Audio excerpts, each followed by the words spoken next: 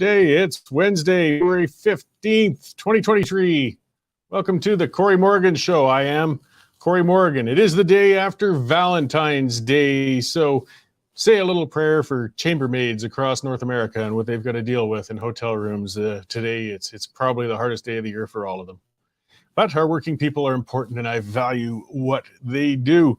We got a good show coming up today. As always, I like to think they're always good, but it's self-serving, of course.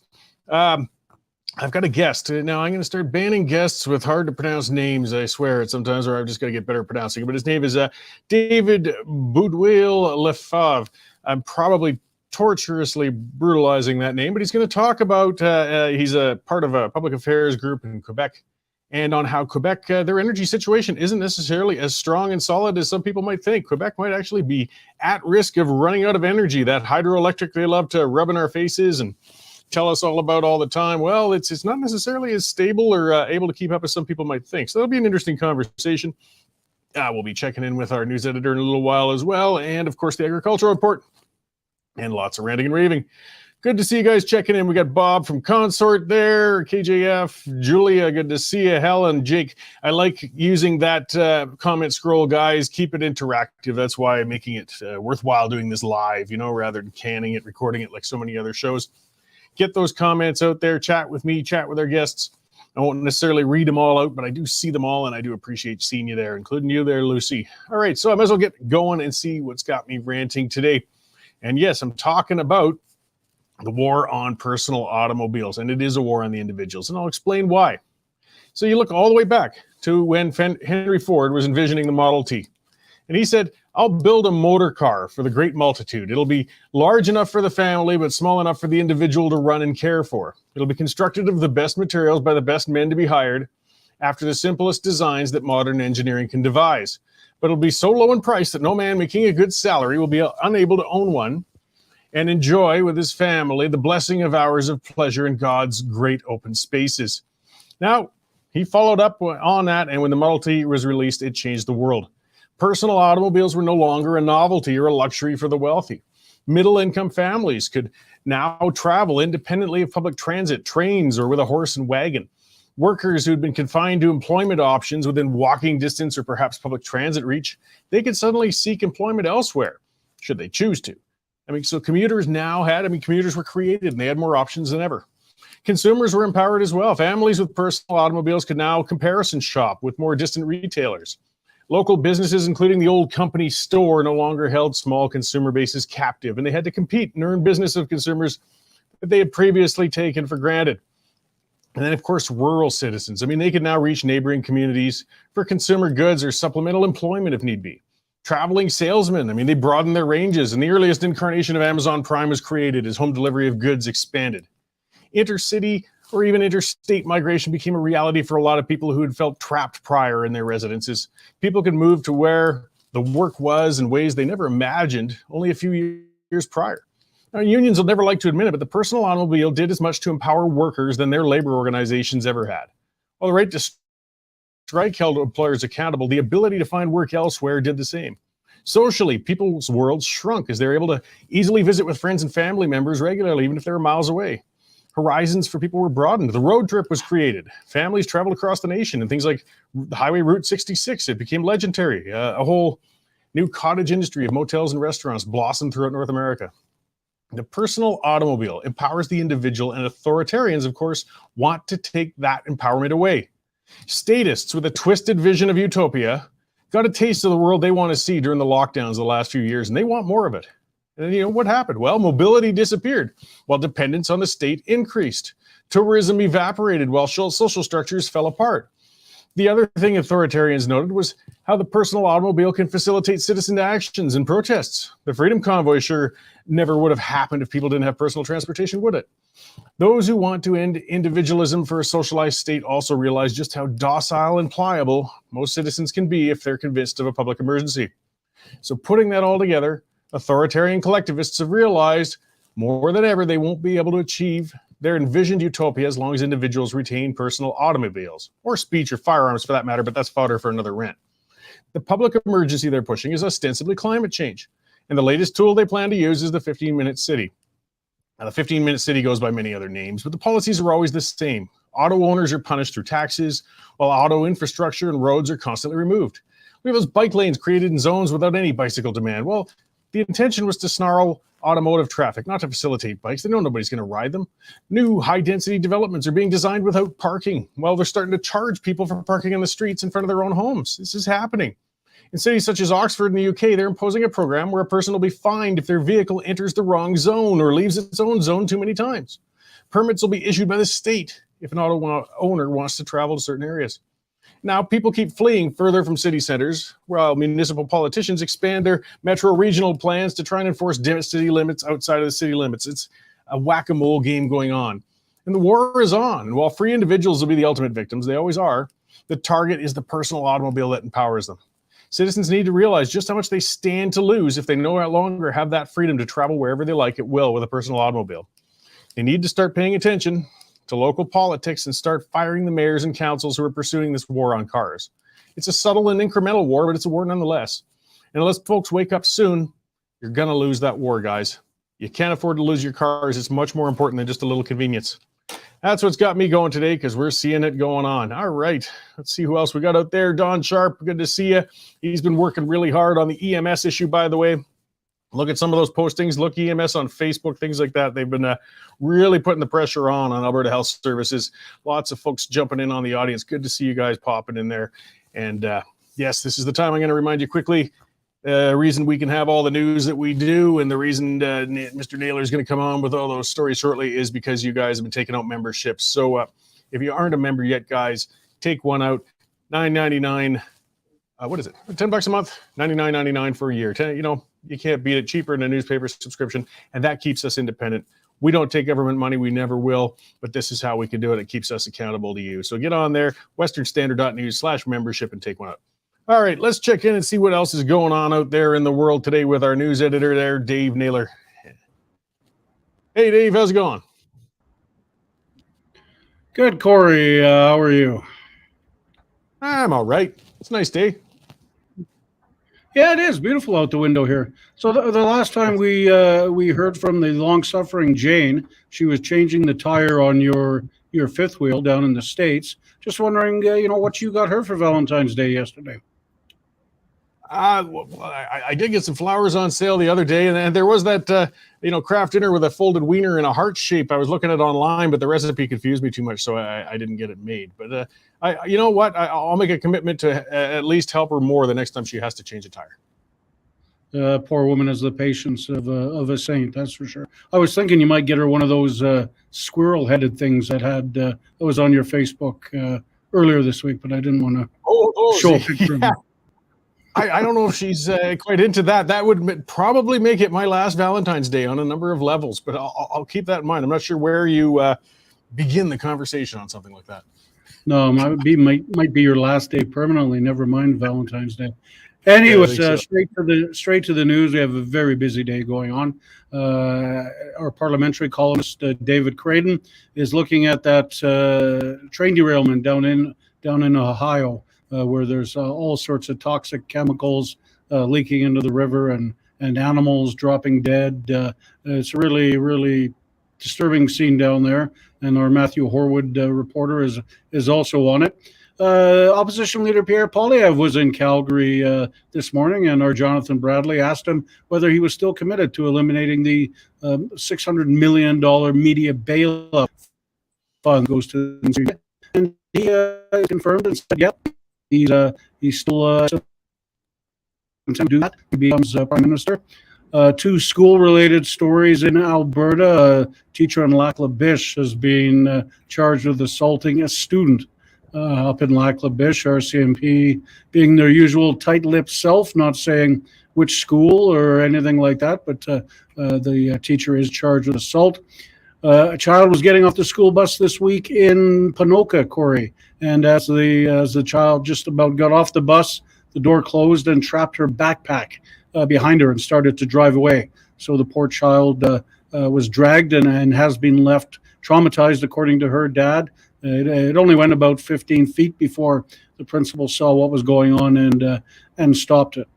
Our newest addition to our trove of columnists, Rahim Mohammed, looks at the horrors that would be if the NDP got elected and Janice Irwin became the Justice Minister. David, the Education Minister. It would be a drag time story for all grades, Raheem says. Some other stories. There's a really, really disturbing story out of British Columbia in which a man, actually he was a teenager at the time, raped a 3-month-old baby boy so badly that the boy needed surgery. He is now transgendered and is serving time in a women's prison near the mother and child ward. Believe it or not, only in Canada. The newest billionaire in the world came forward to be publicly identified yesterday. He won the Powerball lottery, elected to take the $1 billion prize in minus taxes. So he just gets a tad under $1 billion US, well over $1 billion Canadian. But imagine that, Cory, waking up one morning and you're a billionaire. Our friend Franco Terrano, the Canadian Federation, has filed a legal suit to try and find out who exactly in the Canadian delegation spent the night sleeping in that $6,000 a night room in London when the Canadian contingent went over for the Queen's funeral. I think you and I can make a good guess, Cory, as to who just might have slept in that room. But Franco is going to go to court and try and find out why the government is redacting all these names from who it is. And I'm just about to publish a story out of Edmonton. Edmonton police have charged 2 people in a shocking case of animal abuse. So that'll be going up shortly, Cory. So really, really busy day, and proud to say we just passed 1 million page views for the month already. On just started the 15th of the day. So thanks to all the readers out there, and I think we're on our way to a record readership this month. Oh yeah, you're pushing through the February doldrums with a bang. Well, that's great. I'll let you get back to pushing out all that content, see if we can make it to 2 million views by the end of February. Thanks, Cory. Hope you'll be my Valentine.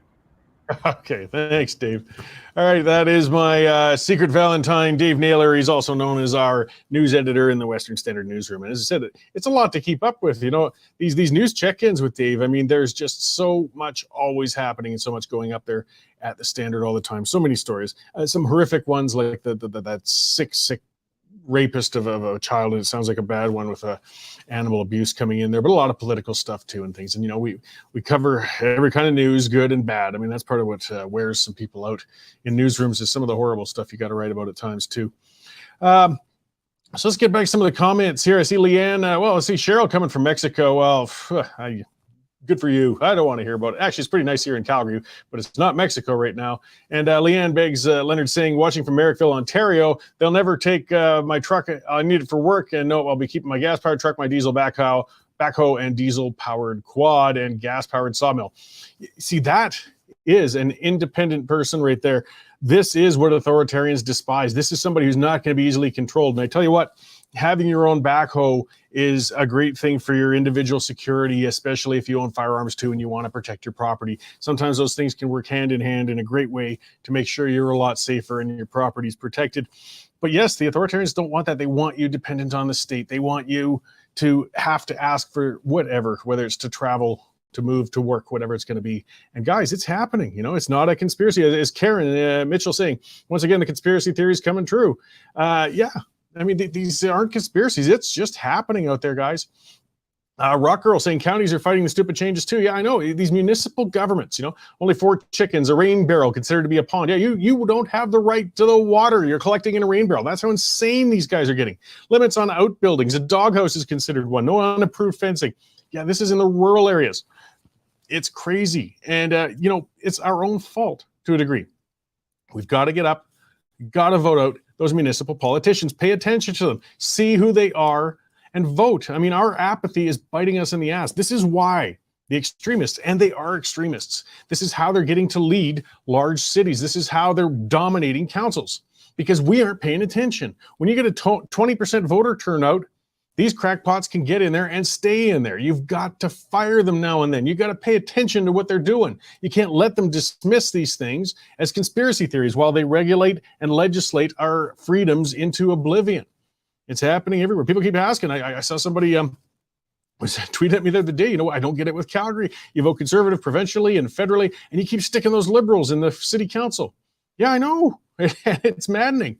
One of the areas, and I know people cringe when I talk about it, is maybe getting a party system. In Vancouver, they got a party system. They actually got a mayor who came in on a crackdown on crime stance. And I don't think you'd have been able to do that without a party. See, the reason these civic politicians, what they do is they campaign conservative. Nenshi did it. He pretended to be a friend of business. So did, to a lesser degree, though, so did Gondek. And then once they got in, of course, they went full socialist. And, well, what happened? Once they're in, people it's too much work to fire them, so they don't fire them and they stay in. You got to fire them. You got to look into what they're actually talking about. But as long as we keep electing them, unfortunately, people say when, in a democracy, you get the government you deserve. Well, no, I'm getting the government some other asshole deserves it. They voted for these people, not me. But we need to engage each other. We need to get politically active. We need to do these things. Another point from Karen Mitchell, we're talking about that rail disaster, that mess and those chemicals out in East Palestine in the States and whatever's burning out there. It's awful. And pointing out if we had pipelines, we wouldn't need rail. At least for some individual chemicals, it's still probably better to move by rail. But when we're looking at crude oil products and some refined products, get those pipes. People, railways, they've served their purpose. They have served it and they'll continue. But they're not the best mode to move everything. And we're going to see more of these because the demand for oil and gas isn't going away, no matter what loopy people like Prime Minister Trudeau do to try and shut it down or Joe Biden does down in the States. It's not going away. The demand's going up. So we're just putting more and more on trains. I wouldn't be surprised if all these balloons we're seeing all over the place were actually clandestine ways of trying to find ways to ship oil by balloon maybe, because we can't do it through a pipeline. But you see, people, as long as they want it, they're going to get it. And the oil and gas sector isn't going away. They're just making it more and more difficult on us all the time. And we're paying that price. Never celebrate February 14th as a heart day. I don't know. Cheryl asking what happened to Mel Risden. Mel still, I saw a column from her the other day, but there's she's moved on some other projects and things. I'm not totally sure, but she's still around. And here's, a good point again from Carol saying, municipal governments affect you the most, and they do. And we've really got to start watching these things, guys. So let's see here what else we got going. Something else David mentioned, and this is an interesting from, and I've been watching that on Twitter, the Taxpayers Federation, and that picture that came up. They did a Freedom of Information request on who stayed in that $6,000 a night hotel room in England and for the Queen's funeral, and they returned it. It was a very simple question. They put the request in just to, let's ask a straightforward question, get a name, and they sent it back, said here it is, the name, and stayed in the suite. But of course then they redacted it and inked it out. It was Trudeau in there. Actually, Nigel differs with me on in the newsroom. He thinks maybe it was Sandra Oh, because you got to remember, Justin Trudeau brought in an entourage with him of people like Sandra Oh, who's an actress, had nothing to do with government or nothing to do with the Queen. I guess just Justin thought she was neat, so he wanted to spend our tax dollars to take her out on a vacation. But $6,000 for a room for a night, good Lord. Meanwhile, the room wasn't big enough because, as we said, Justin went down into the lobby of the hotel to do his little karaoke stunt, which again is pure Justin Trudeau. The reason he did that is because if he did it in his giant $6,000 a night suite, well, that's fine, but nobody'd be able to see it. Nobody'd be able to share the video and put it on TikTok and say, oh, look at Justin being so hip and interesting and different and trendy. This is a small scandal, but it's also big. People bring up the $16 orange juice of Bevoda in the past. Yes, when it's our money, then it turns big. When we're having a hard time making the mortgage, when we're having a hard time making ends meet, we see government frittering away money on things like that. Yes, we get upset, and we should. And these guys got to start answering to us. Now, I think our guest was going to be a bit delayed, but perhaps he's made it into the lobby at this time. If he can give me a thumbs up. Oh, no, I've lost him. Okay. Oh, he was just checking in on stuff, I bet. That's what's going on there. So we will have that guest on in a little while, and that's fine. And I'll continue covering some more of the issues going on out there. So yeah, this Taxpayer Federation thing, though, what's the point of a Freedom of Information request if you can't get the information back? It's our money, It's our information. It's what we should feel and be entitled to. And we are getting access to it, and it's a real problematic thing.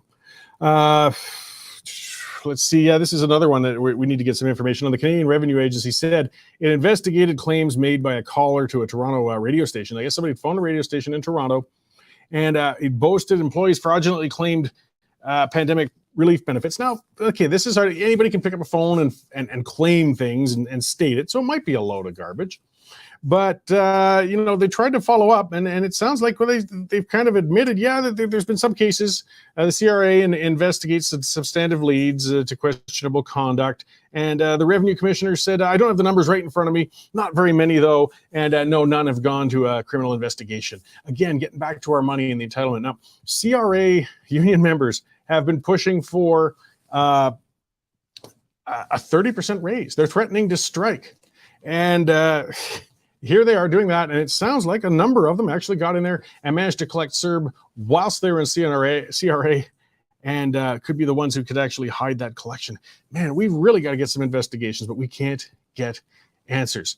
Once more, I'll just kind of check if he's available. If our guest is ready, give me a thumbs up. I will pop you in shortly. If not, we'll wait until, okay. So I'm going to run a quick ad here from one of our sponsors, and then we will get on to talking about energy in Quebec. It's really quite interesting. He's coming from a much different angle than I would have expected. Canadian Shooting Sports Association. Without the CSSA, our gun rights would have been taken long ago. These guys are on the front lines helping to draft smart and intelligent firearms regulations and legislation in Canada, and more importantly, educating the public about how we keep guns out of the hands of the wrong people. To become a member, it's absolutely worth every penny. Okay, so I'm going to speak with, and I apologize in advance, I'm probably going to slaughter your name, but I'm going to give it another crack. David Boudeweel-Lefebvre with Boudeweel Public Affairs, and you speak on, Quebec Public Affairs? Yes, of course. Nice to meet you, Cory. Nice to be here with your audience today. Yes, well, I appreciate you coming on, and it's in regards to a recent piece, you put out, was posted on your site there, about Quebec potentially running out of energy. I mean, we've always seen Quebec as a powerhouse of hydroelectric electricity, and it seemed like it was almost an unlimited resource. But as you describe, it sounds like in reality they could be quite vulnerable there right now. Yes, definitely. Interesting that you bring that up, because part of our Quebec Now newsletter is to instruct and also educate people from across the country about the main issues about Quebec. And sometimes you find some shifts in the issues in Quebec that's interesting for other people, and this is definitely one.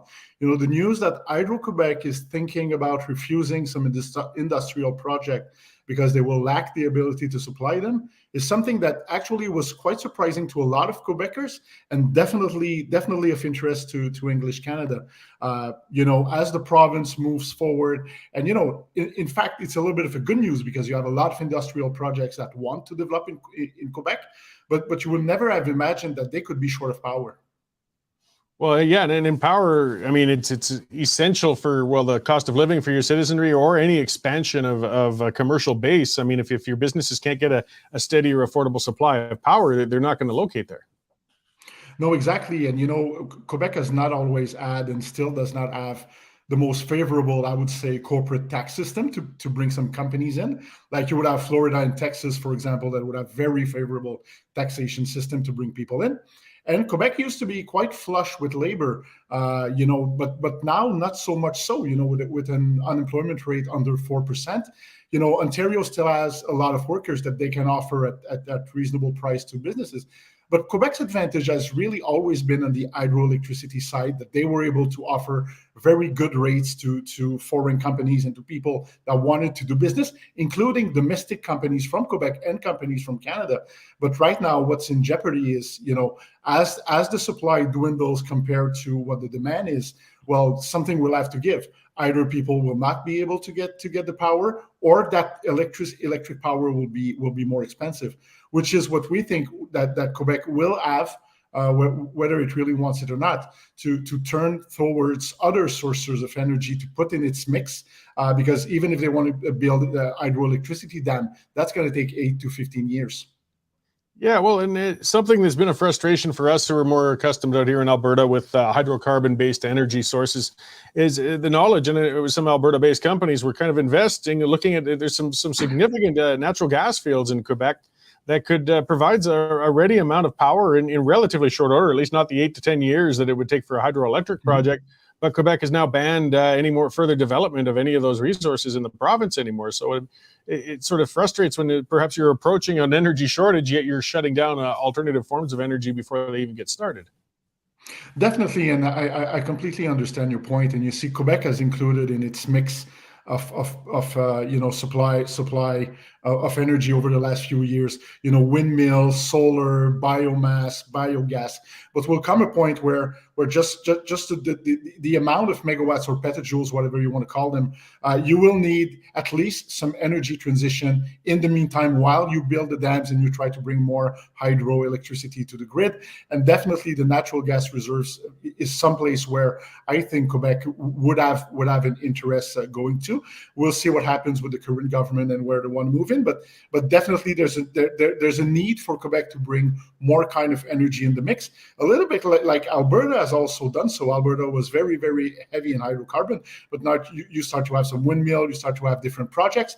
We understand that the Quebec culture regarding energy is much different than Alberta's or even Atlantic Canada or Ontario, but more and more jurisdictions are getting to the point where they need to have more safety of supply, bring more kind of different energy sources in the mix. And we think Quebec is something that they will be most probably willing to explore over the next few months or years, if only because they will want the jobs and they will want the economic growth that comes from companies that want to be established in Quebec and work. Yeah, well, I mean, a sense of pragmatism, eventually comes in when you realize that your economy might be suffering for the lack of diversity. Something I didn't see mentioned was nuclear. Is that a consideration of expansion? There's the modular nuclear plants that are being developed, or even conventional ones that can do reactors. Has there been any consideration of expanding any of that in Quebec? Good question, especially as I think Doug Ford in Ontario has been adamant that he would like to bring to continue to bring nuclear power in the mix. Quebec basically only ever had, I think, 1 or 2 nuclear plants in the Gentilly region. They've been shut down a few years ago, not mothballed. They've really been shut down. So I think in terms of nuclear energy, the curve to bring it back in the mix would be very, very steep for Quebec. Would require investment, a lot of people to work on the file, and probably also Quebec basically lost its expertise in nuclear when those plants shut down. So I would say, and I would say the volume that you would need to bring to make a difference, definitely not as interesting as renewables and what natural gas could be. Yeah, well, and as you note in your piece, is with the decarbonization. I mean, it only stands to reason then if people are moving to electric vehicles, electric heating, items like that, it's going to draw more power from the grid. You will need more power. There's no getting away from that. But the solution part's difficult. As you said, 8 to 15 years before a dam can come on. You try to propose some solutions, but what will it take to perhaps shorten those timelines? Lobbying to the government, a change in attitude. How can they avoid, perhaps running into a wall of a loss of energy security? Well, one of the first things they could do, so maybe you signed the news that Quebec has contracted, a very heavy electricity delivery contract to the United States, mainly to the state of New York.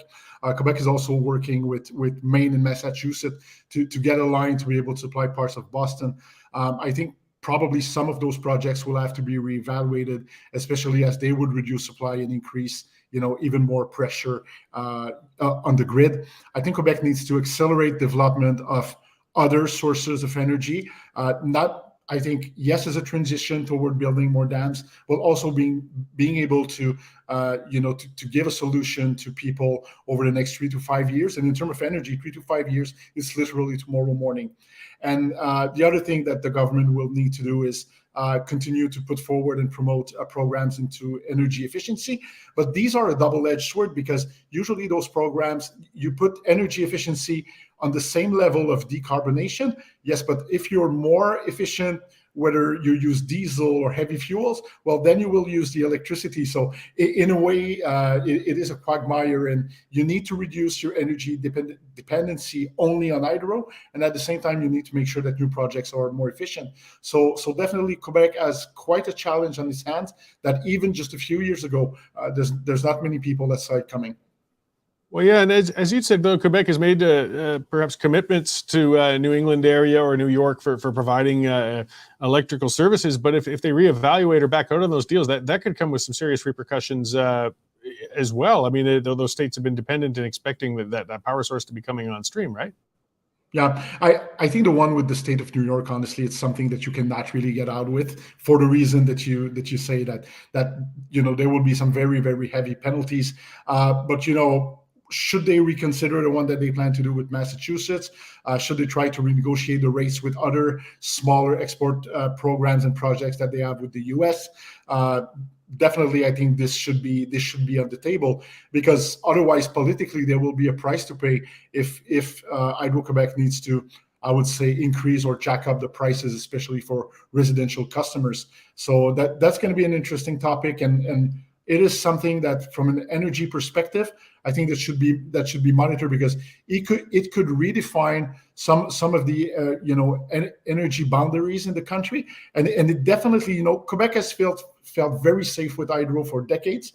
They felt, well, we don't really need to engage into those big and large energy affordability and supply discussions. Well, I think it's about time that we have the debate here also, and I think this situation will bring the debate whether people want to have it or not. Well, yeah, the debates will always come, and no matter how long you put them off, it's just a matter of whether they're going to be on your terms by the time they get to you. So I guess you're sort of started sounding the alarm early on this. I mean, there's still time to start perhaps changing some attitudes and direction before it potentially becomes a crisis. Yes, no, exactly. And also, both from a Quebec standpoint and also from a Canada standpoint, there's also the question that you always want to maintain your good reputation in front of foreign investors, financial markets. And, usually investors and markets don't like uncertainty. And you certainly want to make sure that Quebec addresses this problem before it becomes a crisis, also in order to be able to reassure those investors and people that honestly want to do open and transparent business in the province. Well, I appreciate you bringing it up and laying it out. I hope it's been getting some appreciation in Quebec as well. Can you tell us a little more about your public affairs company and other issues perhaps that you're following right now? Yes, so I'm welcoming the opportunity. Basically, we set up shop at the end of 2020 because we found that there were some inefficiencies in the market, that some companies, associations, especially from English Canada, didn't have the right conduit for Quebec, were not willing to go into the market because they didn't speak the language, didn't know the Quebec culture. And honestly, I will say bluntly, it pissed me off a little bit to see a lot of very good people and very good projects missing opportunities because of that. So we said, let's build a firm that can help those English Canadian associations and companies do business in Quebec and do it the right way. Because a lot of people tell us, Quebec is different. It's not another province. It's like being in another country, like doing business in Germany or Italy. And I say, you're exactly right, but it's not a reason good enough not to do business in Quebec.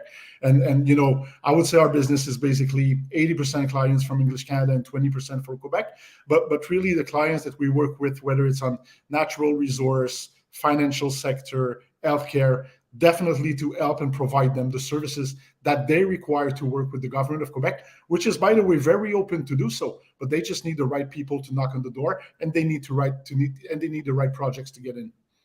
Great. So before I let you go, where can people find your site and where your services are? So they can find us mainly on our website at www.Boudeweel, which is BOUDEWEEL.com. Just send us a line, send us a contact, and it will be our pleasure to discuss with you. I always say, we're like a lawyer office or an accountant office. First call is always free. Great. Okay. Well, I appreciate you coming on to talk to us today, and I really do appreciate getting a different perspective on things from that part of the country we don't communicate with or understand as clearly as we should sometimes. So thank you. I hope things go well, and we can talk to you again soon. Much appreciated, Cory. Say hi to everybody. Thanks. I will do. Thank you. So that was David Boudeweel-Lefebvre, and yes, that's Boudeweel .com. Again, I'm probably terribly pronouncing it, but if you can spell it and find it and get there, and he can certainly correct you. And it's interesting. So it's an intermediary, I guess, of a service, because we are different between Quebec and Alberta, and Quebec and BC, and Quebec and Newfoundland. But Alberta is different from Newfoundland as well. And yes, I guess we're seeing lost business opportunities because people are dismissing the potential because they don't necessarily understand each other. So having somebody in the middle to help us facilitate those discussions, it can only be good for investors on both sides. And again, he's certainly willing to poke into some of the issues I think that some people would rather not talk about, like the almost sacred status of Quebec's hydroelectric system. You need some blunt looks at it and see what's going on before you lead to a potential crisis down the road. And energy, it's a big issue all the way around the world and in every province. So it was good to see a different discussion coming up there. All right, I'll get back to the comments. Speaking of some of the national things going on, I see Carrie Lynn Oldford asked earlier, talking about Smith accepting the healthcare deal from Ottawa. Yeah, now, see, we're seeing some ugly politics going on there. And, we had the big health summit and the handshake and all that. But meanwhile, there was an increase offered that really, when you spread it over 10 years, isn't a heck of a lot, but it would be an increase. The politics of it is where Premier Smith, or any other premier for that matter, is over a barrel. Because they have the task, every premier has the task of delivering healthcare. That's their job. That's constitutionally the way it is. Funding it, provincially, is most of the funding still comes from the provinces, but a good chunk comes in the federal health transfer. And what happens is you go to these things with Trudeau or any prime minister, and they say, we're going to offer this much, but we need you guys all to agree to it. If any premier doesn't agree to it, then suddenly you'll see Rachel Notley jumping up and down and Jagmeet Singh and everybody else lighting their hair on fire. Say, look at this. This premier, Smith in Alberta, is just refusing to take the money, and their healthcare is going to suffer. And they will use it as a hammer to keep hitting the premier with. Every time there's a shortcoming, they'd say, well, you know what? We would have had more ambulances if Smith had accepted that health transfer, or if Scott Moe in Saskatchewan, they'd say, oh, that hospital wouldn't be overwhelmed if he'd had taken that money from Trudeau. So it puts them between a rock and a hard place. Personally, I'd like to see the government, the federal government, rate the hell out of it. Then just cut stay out of healthcare altogether. Let the provinces raise their own funds and distribute them how they will, and then just leave us alone. But either way, it's the only thing I was watching for was making sure there weren't too many conditions laid on, and surprisingly, there weren't too many. I was happy to see it. He just said stay within the Health Act, which is actually a lot broader than some people make it out to be. So. He didn't try to put too much of a hindrance on premiers with what was going out, though. I don't like watching them go back and forth. I prefer more provincial independence whenever possible, particularly with healthcare and things like that. Let's see. Cliff saying hydro is not nature friendly. Nuclear is a better option. Yeah, every energy source, and that's where some of the energy discussions come to, is there's no zero impact energy source. None. Some have more and some have less. Nuclear is very cost prohibitive to get into. And of course, people are fearful of the possibilities that will happen with an accident. Though, again, if you look at statistically, nuclear is very, very safe. But all the same, it's got its downsides, it's got its upsides. Low on emissions. Hydro, low on emissions. But again, you're going to dam and block up and flood very large tracts of land. That isn't necessarily all that... friendly. Coal, of course, well, we know what coal's about. We're getting better and better. And there's not enough discussion of that, too, that we've got clean burning coal technology. We're getting better and better, and we get carbon sequestration and all sorts of things. But there's a number of them, and it's not either or. That's part of it. I don't have a problem with wind developments going on. Just don't say that you have to shut down the oil and gas in order to have it. If you want to have it, there's a supplemental thing, and investors think it's worthwhile getting into. That's the big one, though. Go for it. If you can find the land and people want to do it. But they force it and they make it. You see, the problem is people aren't embracing these harebrained alternative energy sources. So that's where they're thinking it's similar to the cars. They think if we could just shut down the oil and gas, people will switch. Well, no, you have to come up with the alternative before you can shut down the last one. But these ideologues don't listen to reason. They don't understand that. And we all pay a terrible price for it. Let's see what else is happening in the news today. Yes, ERA making a mess. This is something interesting. Actually, I didn't even know they were still going on. I haven't had to in a while. But Cabinet has actually formally dropped the last of their mask mandates. There were still actually some mask mandates going on. It was in the Service Canada offices. I guess if you had to go in, for passport renewals and so on. It's funny because I drove by in Northeast Calgary, one of those Service Canada offices the other day, and it's still lined up way out into the parking lot. These guys are so backed up, so inefficient, so terrible that they can't even renew passports and do basic things. But they've been forcing people to wear masks actually until recently. And I guess even some of them, the office managers and so on, are still getting on people's cases and turning them away. Conservative MP Rosemary Falk was saying she's getting phone calls saying the services are limited, and somebody was turned away for not having a mask, even though she had a medical exemption. This fanaticism that got ingrained into us over the course, well, not all of us, but they really pushed into a lot of people, particularly pointy-headed busybody bureaucrats who just love control. They love to get their thumb on somebody and force them to move which way they will. And of course, masks are one of those ways to do it. It's they're finally starting to drop it. So here's one of the hard things. I would almost say, if you go to a Service Canada office and they tell you to put on a mask, you tell them to go to hell. But you see, the problem is, and this is where they get you by the short and curlies, they'll turn you out. They'll have security kick you out and say you're being belligerent, and you won't be able to get the service done. Or they will do things, you'll fill out your form and it'll get filed, in the circular file in the back, and you will wonder why when you're trying to take your trip that your passport still hasn't arrived. Unfortunately, fighting with them can turn out to be a bad tactic, and I hate that because I believe in fighting back. Okay, it looks like just a quick update that Dave Naylor put in from the news. This is sad news. Raquel Welch just passed away at 82 years old. Actually, I didn't realize she was that young, but still, she's passed on. That was certainly a well-established celebrity and person who, was easy on the eyes for a lot of people for a long, long time. She has just passed away. So for fans of Ms. Welch, send your condolences and may she rest in peace, I guess. So, we break things as they come out, even if it's, some celebrity stuff. Rock Girl pointed out Christine Anderson arrives this week. Show her some love, Canada. Yeah, I looked at that. People have been sending me some stuff on that. And she's going to be speaking in Calgary. I believe that event is sold out, but there's VIP tickets available. And she's going to be doing another event at the Petroleum Club. She is, if you don't know, is a member of Parliament for the European Union. And she was a very outspoken one who really, really ripped into Trudeau when he brought the Emergencies Act up in Canada. And it showed how we were getting embarrassed overseas and pretty much around the world from the activities of our Prime Minister. So she's doing a tour across Canada.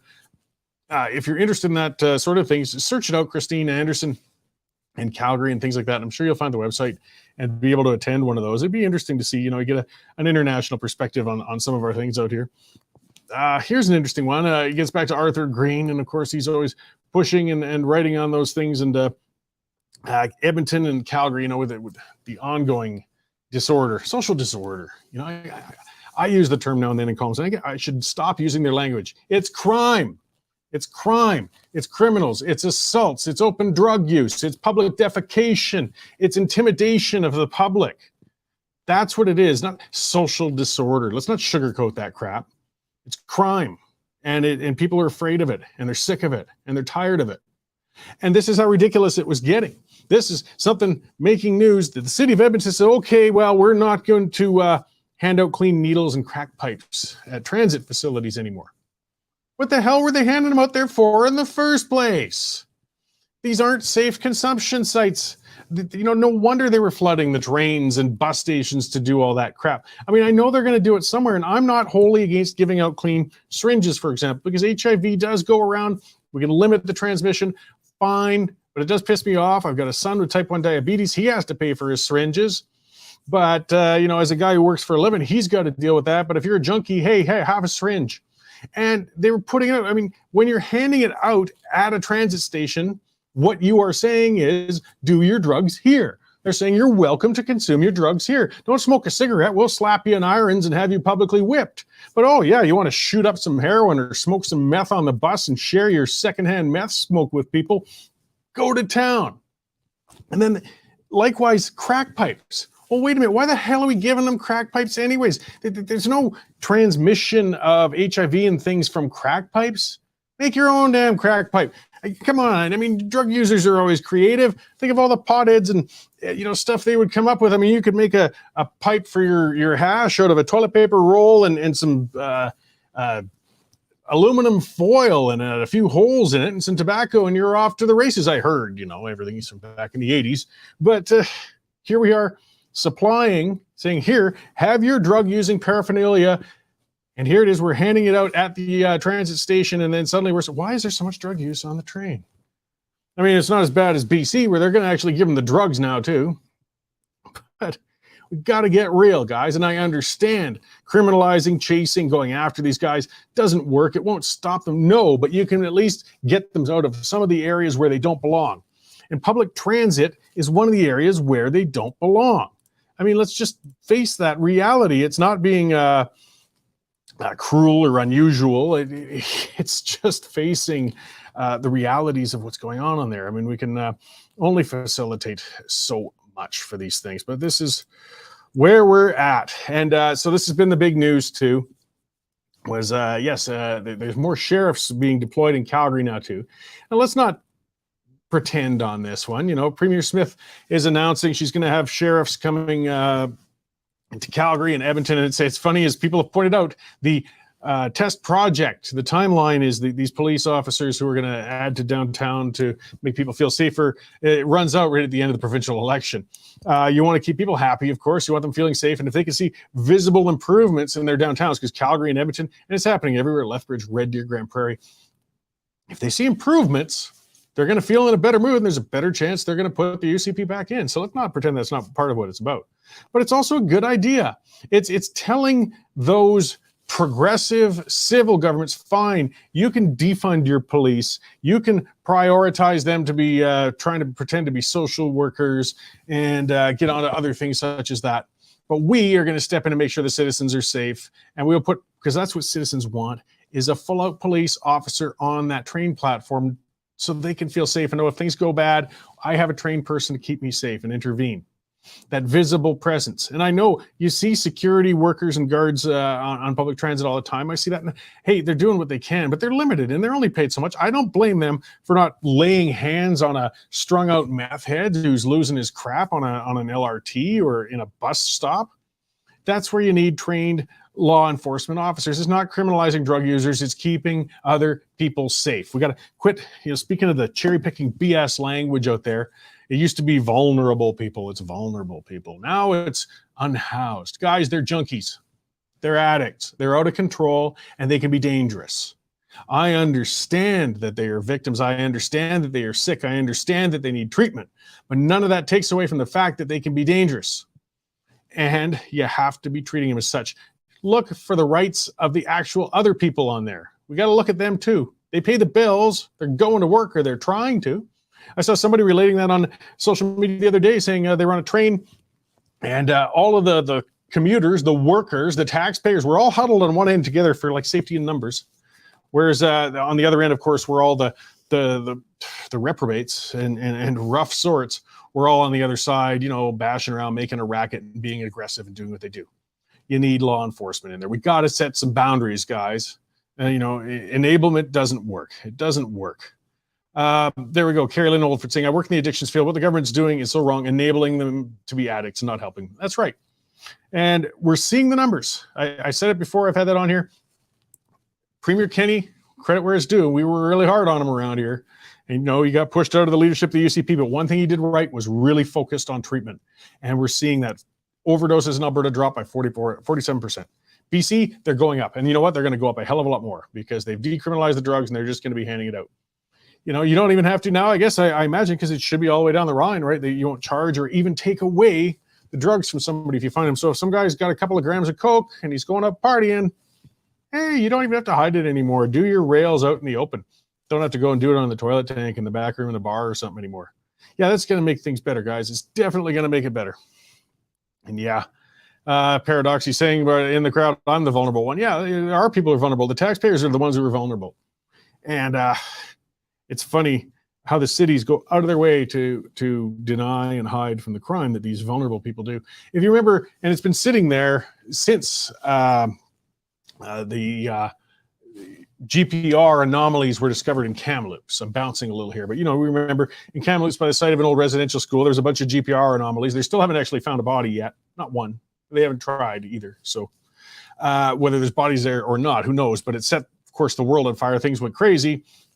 Well, they set up a big, I don't know what you call it, memorial on the steps of City Hall in Calgary. And people threw hundreds and hundreds of teddy bears there and shoes and all sorts of stuff.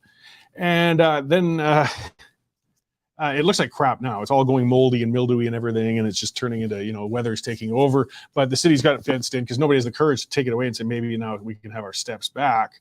And somebody went and lit it on fire. Yeah, they went and lit the teddy bears on fire. And everybody went nuts. This is white supremacists. This is a sign of those evil Albertans, those Calgarians. And they're trying to kill a memorial for kids. And the second time it was lit on fire. And then they said, it was a vulnerable person. In fact, it turned out it was probably a First Nations person. Then we never heard about it again.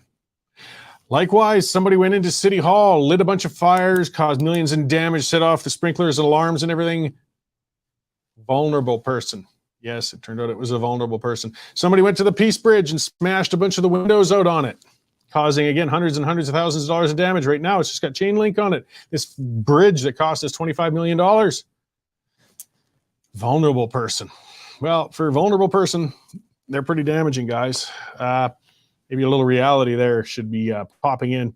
Speaking of reality, if you want the crazy side of politics, or is it that crazy? Is it unusual? John Tory, he couldn't keep his pecker in his pants, I guess, and decided to have his way with one of the staffers. I don't know, some of the details. It's like they came out and admitted to it, and he implied he was going to resign. So I guess he was expecting more information or something, and then now they're kind of backing off, and people are trying to encourage him to stay on as mayor. I don't know. That's what a mess. What a mess. First rule is just don't screw your staff. This shouldn't be that complicated. I mean, the other part is you're married. You shouldn't be screwing anybody other than your wife.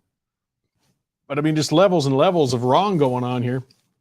I mean, I guess it makes me feel better when we've had our mayors like Gondek and Nenshi, whereas Toronto has had, a crackhead and a cocksmith. I can't wait to see what they come up next. But, again, getting back to people, we've got to pay better attention to our municipal politicians.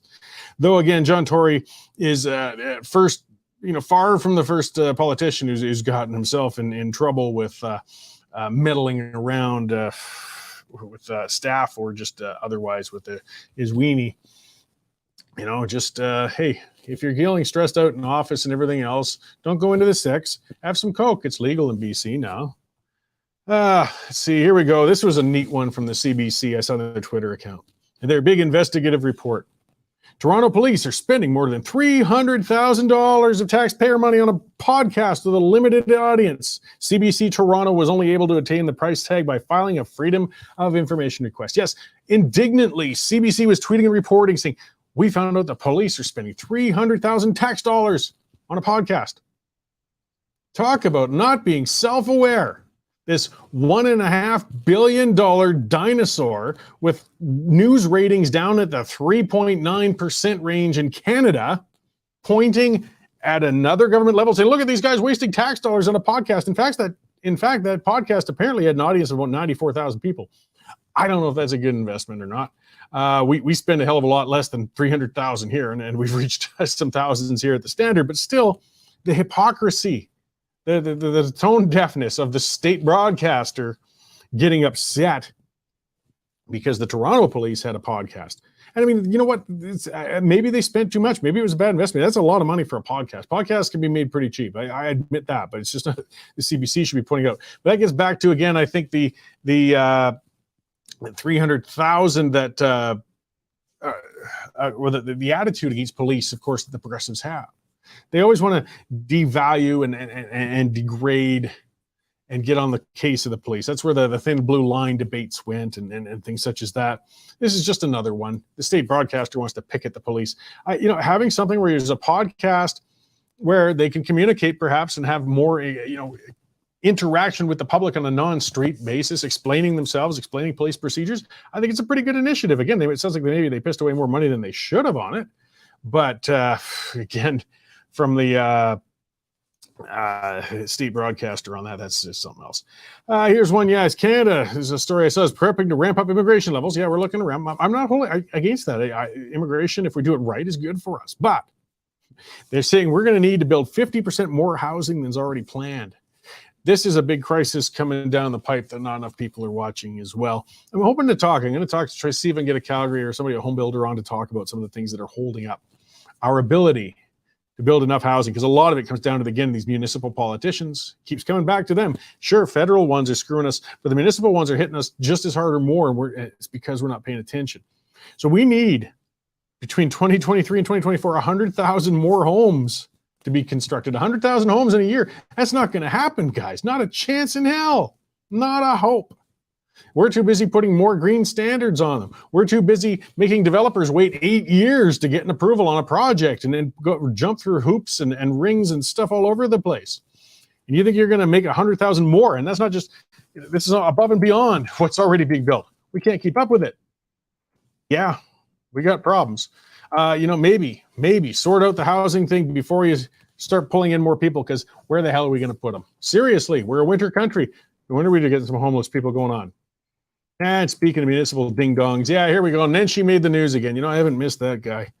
Naheed Nenshi was talking to a parliamentary committee, saying the radicalization of white people is a big problem going on right now.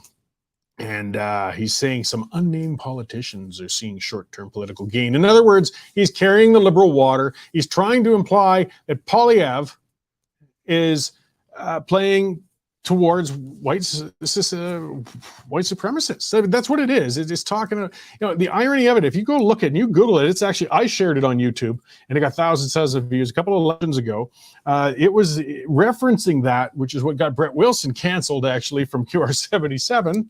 But there was an interview Nenshi did where, going into his third or fourth re-election, he was saying that there's a white, basically supremacist conspiracy to keep him out of office as mayor. Calgarian white people hated Nenshi so much they kept him in power for 11 years. But boy, he loves playing that card, doesn't he? And, and again, I got to make the usual caveat. Yes, there are lunatic white supremacists out there. Yes, there's some racists out there. But guys, they aren't nearly as prevalent or widespread as some of these political opportunists would like to make it sound like. But Nenshi, well, I guess he needed something to do, so he's out trying to stir those pots going on up there. The RCMP, speaking of police, speaking of why we should have a provincial force, that was another thing I wanted to get to when we were talking about sheriffs getting to the stations. It could be the start of a provincial police force moving along. This is a test of it. I like it. They'll answer to our provincial politicians, not federal priorities or municipal ones, where we get a lot of the crackpots. So that we get crackpots provincially too. The alleged Chinese interference into 11 ridings during the 2019 federal election, that should be criminal. Shouldn't we check into it? Well, it turns out the RCMP didn't even investigate it. Really? Foreign interference in our democratic system and the RCMP didn't investigate? Who tells the RCMP what to do? Oh yeah, Trudeau's little pet commissioner does. Lucky. So of course not, they won't investigate it, because they're all bloody liberal candidates probably that the Chinese operatives were funding. Of course they don't want an investigation. We need more independent police, guys. So yeah, no, nobody's ever going to find anything there.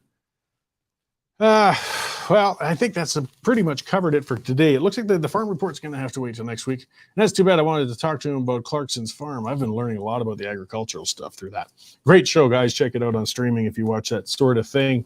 And just that reminder again, yeah, we got that new columnist, Raheem Mohammed. He's really been ripping it up great so far on the NDP and really laying out what the future is going to look like with more NDP some of these members going into cabinet and perhaps being, if they get into power again in this province, boy, we are in a lot of trouble. So check out those columns. Jonathan Bradley was out at the press conference with Poilievre today. Arthur's hard at work. Matthew is we just got so many people I can barely list them on the shows anymore. Check it all out, guys. Go to the westernstandard.news, see it all. And next week, I've got Professor Tom Flanagan coming on. We are going to talk more about, some residential schools and potential grave sites, if indeed they are there, and some of the repercussions and political play going on. So thanks for tuning in today, guys. I appreciate it as always. And we'll see you all again next week at this time.